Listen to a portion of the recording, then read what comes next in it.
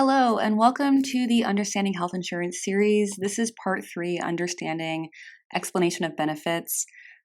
We will focus on defining EOBs, how to read and understand them, EOBs versus medical bills, and common codes and terminology you might see on your EOBs. If you have not watched part 1 of the series, it covers the basics of health insurance. The terms mentioned in that video will be mentioned in this one. So if you see a term you are unfamiliar with, it should be covered in part 1 of the series. So to start, let's define an explanation of benefits. I'll be referring to them as EOBs, which is how you will most likely see them. They're most often mailed to you, but it should be accessible to view on your insurance portal. So an EOB is a document from your health insurance, not your doctor, not the facility, that explains what they covered from a service you received, whether it's blood work or a simple visit with your PCP or to see a specialist. It's your insurance company's written explanation for that claim, showing the name of the provider that covered the service and the date of service. They are also what you would receive for a quote of some sort. So for example, let's say you need a specific leg brace that you can only get from your doctor. They aren't sure whether your insurance will cover it, so they'll have your insurance send over an EOB quote saying what they will cover before you have that service or get that leg brace or whatever it may be. So you may be wondering, what is the difference between a medical bill and an EOB? So EOBs explain what your insurance did with your claim. Medical bills are direct requests for payments from healthcare providers. That is the main thing. An EOB is going to be from your insurance, and a medical bill is going to be from the healthcare providers. You're never going to receive a medical bill from your insurance. It's only going to come from the place of service. But most importantly, an EOB is not a medical bill. That's the main takeaway here. If you're going to compare the two, it is not the same thing as a medical bill, especially as I mentioned in the previous slide. If it's for a quote, it is just going to be what the cost of that would be if you were to go through with that service, if you were to get a specific item from your doctor. So like I said, like a leg brace, for example, what it would cost and what they would cover in comparison to, let's say you were to get that leg brace, that would then be the medical bill you receive to send payment to your physician. Consider EOBs, for example, as the menu at a restaurant. This is going to show prices and discounts, while medical bills are the final bill you receive after enjoying your meal. So the EOB tells you what your insurance will contribute, and the medical bill is the provider's request for your portion. Now that we know the definition of EOBs, we now go to the most important part of this video, which is how to read and understand your EOB. So knowing how to understand them is crucial to ensuring you are not overcharged and pay more money than you have to. Comparing your EOBs to your medical bills and policy is important. Your insurance is going to try their best, of course, to make sure you only have to pay what is required. But you are the only person who can 100% make sure you are being charged correctly. The insurance company and billing departments don't always double check that the information sent to you is correct. So learning to do it yourself is important for you and your wallet. So you're going to see EOBs organized into sections, typically showing provider info. So this is going to be details about the healthcare provider. So include the doctor's name, the facility information, so the name, location, etc. So provider information is important to pay attention to on your EOBs. For example, let's say you get a bill in the mail for a service that is supposed to be covered on your policy. You know your doctor is a network and the service is listed under covered services in your policy, but you still got a bill in the mail saying that you owe money. Check the EOB. It may show a billing error that doesn't show on the medical bill. It could say that you saw a doctor that works at the same facility as your doctor, but they may not be in your network, so you're going to get charged for it. Most of the time, it's a simple billing error that can be fixed. So always double check the information, especially if there are multiple doctors at a facility. Sometimes just because they all work at the same facility doesn't mean those doctors all accept the same insurance plans. So you're also going to see the services section, and this is going to be a list of the medical service you received. This is all individual. So if you went to the doctor for an ankle injury, there will be multiple services listed, such as the evaluation by the doctor, x-rays, any additional tests you received. These individual services will all have their own CPT code. You're going to see that very commonly. It's going to be a list of numbers. I'll go over them in a little bit more detail later on. But they are descriptions for your insurance company and the billing department of the facility to determine what to bill to you. And then you're also going to see the cost, which is going to be the breakdown of the cost of the expenses. So for example, receiving a EOB is similar to getting a detailed bill after a vacation. It tells you where you stayed, so your provider info, what activities you did, so the services, and how much you spent, the cost total, with notes on what your travel insurance covers.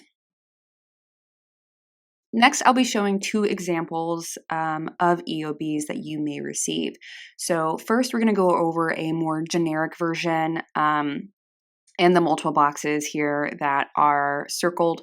You will see certain numbers that I'm going to go over. So box 1 is your explanation of healthcare benefits. So the top of the EOB form gives the details like the dates of service, the name of the patient, and the insurance subscriber, whether that subscriber is primary or not.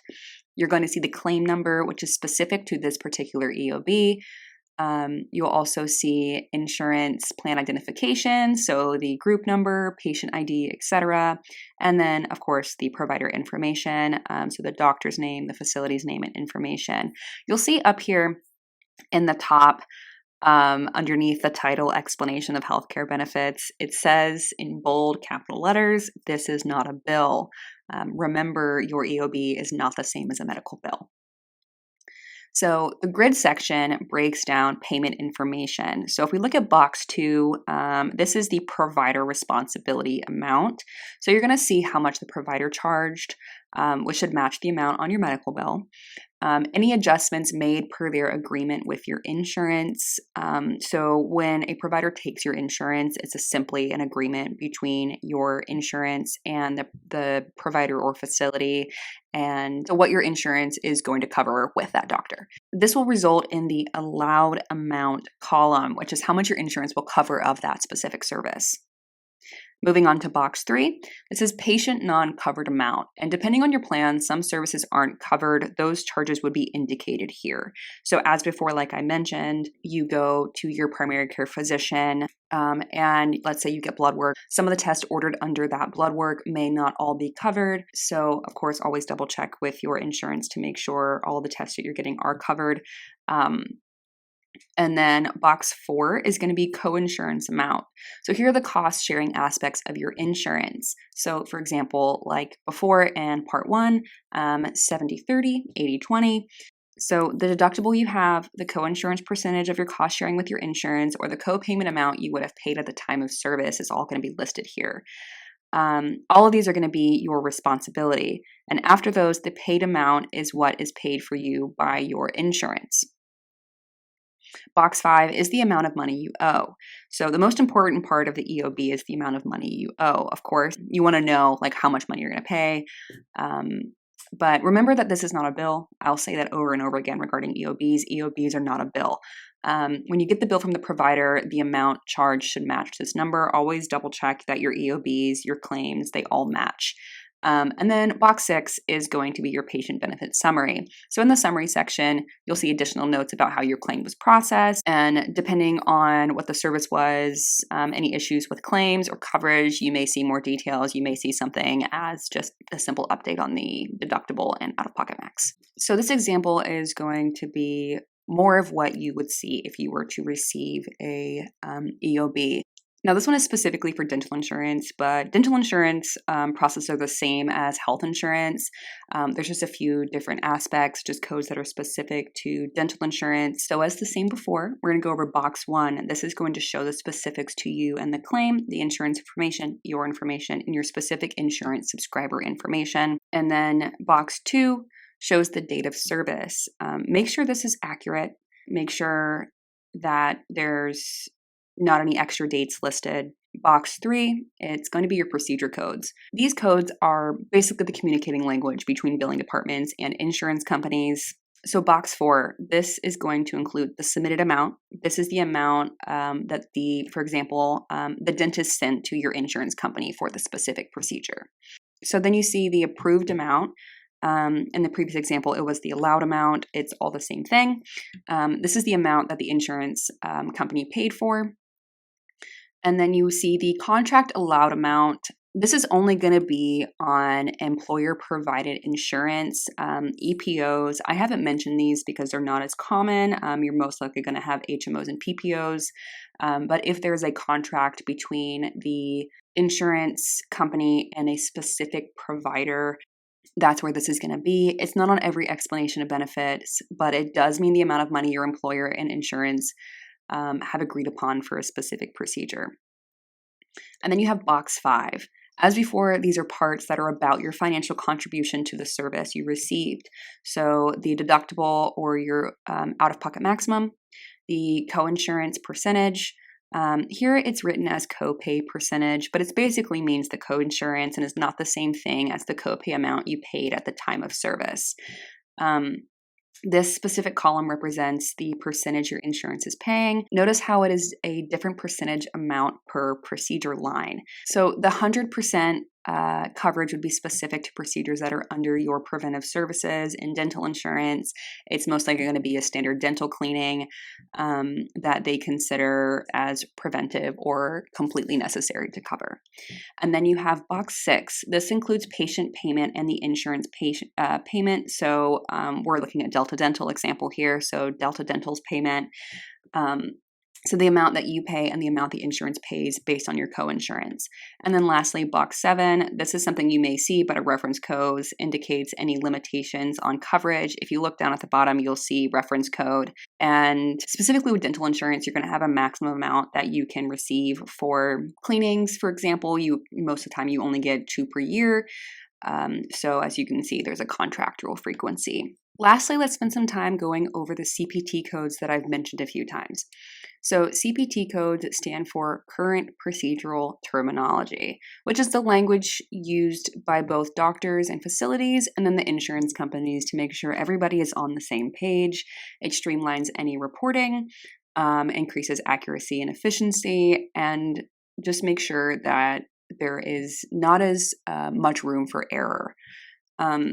And EOBs often use codes to standardize information. So they're going to be broken down into 2 common types. You're going to see CPT codes. So medical procedures like office visit is going to be CPT code 99213. And as you can see in the photo there are different codes for each service. Like an office visit is different from an X-ray or anesthesia. And then you're also going to see ICD-10 codes. And these are going to represent diagnoses such as type 2 diabetes. This is going to be ICD-10 code E11. But more importantly, regarding EOBs, it is going to be CPT codes. And then think of these codes as the language of healthcare. CPT codes are like verbs describing actions, so those actions being procedures. And ICD codes are like nouns identifying things, so diagnoses. They ensure everybody speaks the same healthcare language. And that is it for part 3 of our Understanding Health Insurance series, Understanding the Explanation of Benefits. Parts 1 and 2 are available if you need them, and part 4 will be out soon, covering claims, appeals, and financial assistance. Thank you for watching and supporting the Gwinnett County Public Library.